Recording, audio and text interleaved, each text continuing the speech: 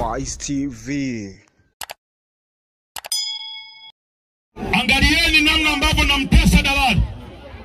Zamani alikuwa akija kugombea anakuja na 300,000 zake, milioni 2, anajua atapata jimbo. Sasa hivi jasho linamtoka.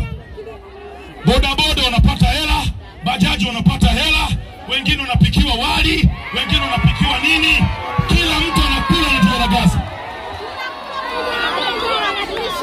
Hiyo yote sio mtu mwingine aliyesababisha dalali asirudishe hela katika mji huo, ni mimi. Uongo kweli? Jana alikuwa anabandika mabango kwenye bajaji nyuma, anaweka picha zake, anawapa 10,000. Mimi nikasema siwazuii bajaji kuchukua hizo 10,000 zake kubandika ile picha, ila wakishatoka tu pale washachukua hela, wakishakata kona kibandua hicho kipicha, hata kupeleka popote dalali, kwa sababu hiyo ni rushwa.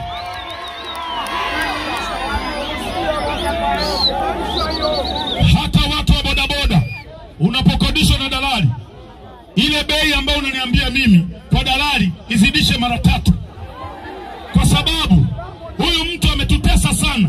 Huu ni muda wa yeye kufanya marejesho katika mji huu, aturudishie hela zetu ambazo alikuwa anakula na kunywa pombe na wanawake, azirudishe katika mji huu na watu wa mji huu wapate hela zake pia.